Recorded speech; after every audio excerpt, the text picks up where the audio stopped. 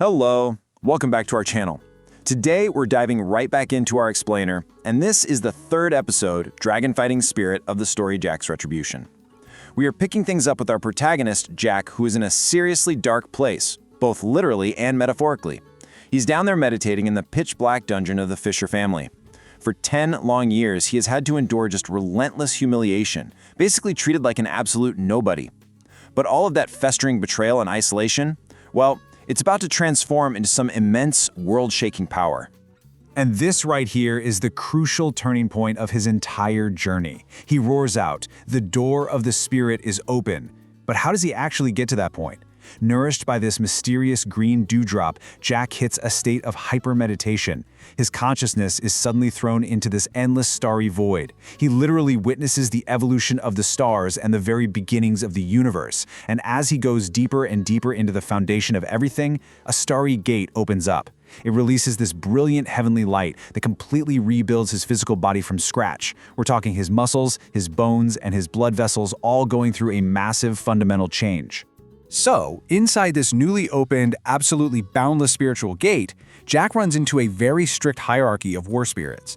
Down at the lower tiers, you've got the red level, which gives you the grizzly bear's strong physical defense. Then there's the orange level lion for violent attacks, and the yellow level sword. But because he has this vast amount of energy flowing through him now, Jack mentally just blows right past these weaker spirits.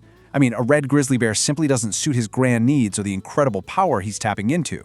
To really get a sense of this incredible potential, think about the Jade-level phoenix. That is the exact spirit awakened by Scarlet, which was enough to make her super famous and highly respected. It is undeniably powerful. But Jack, his fortified mind pushes right past the Jade level. He wants something vastly more powerful. So he pushes through these layers of crushing, genuinely terrifying pressure to finally reach the Emerald level tier. Okay, so up in this terrifying Emerald tier, you have these absolute powerhouse spirits. We're talking the God Ape, the Giant Elephant, the Tomahawk Harp, and the Alexander Dragon. But again, Jack skips right over the formidable God Ape and the Giant Elephant. They're immensely strong for sure, but they just don't feel right for his specific energy. Instead, he locks eyes with the majestic shadow of the Alexander Dragon, which is sitting right there in the very center of the starry void.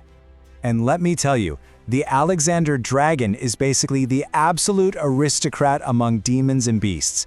It possesses this terrifying power to just swallow everything in the world.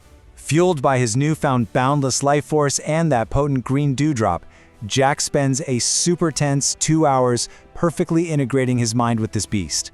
He slowly fuses his consciousness with the dragon's, perfectly matching its domineering, all-swallowing ability with his own endless internal power source. The physical result of this fusion is insanely cinematic. A brilliant light blue beam pierces straight through the Fisher family dungeon roof, shooting all the way up and lighting up the entire night sky of Asheville. Endless life force just floods Jack's meridians. A massive light blue dragon shadow literally explodes from his body.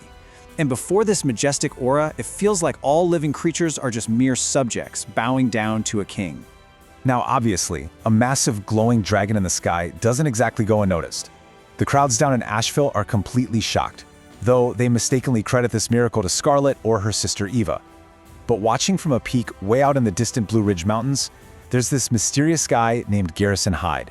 He just mutters, "Perhaps the man I have been looking for has finally appeared." His sharp eyes recognize the true magnitude of this awakening. He knows exactly what that legendary dragon shadow actually means. The transformation we're looking at here is just absolute day and night. Yesterday, Jack was ridiculed, humiliated, and basically considered a total waste of space. Today, bam! He has instantly jumped up 5 physical training levels, and he wields the incredibly rare Emerald Dragon Spirit. Down in the dungeon, the sheer roar of the dragon's breath completely shatters his heavy cell doors, instantly defeating 2 guards. He proves without a single doubt that he is no longer the helpless prisoner they all thought he was. So, what's his first move with all this new power? Jack pulls off a flawless escape.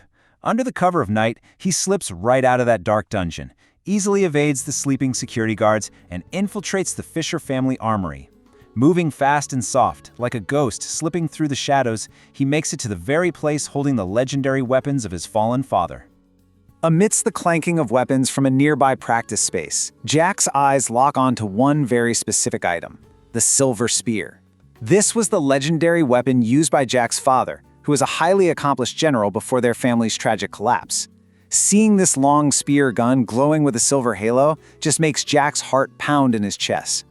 Honestly, seeing the spear is just like seeing his father again.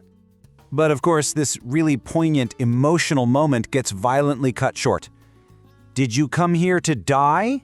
It's Scarlet's arrogant cousin, James. The same James who had completely humiliated Jack on the altar just the day before.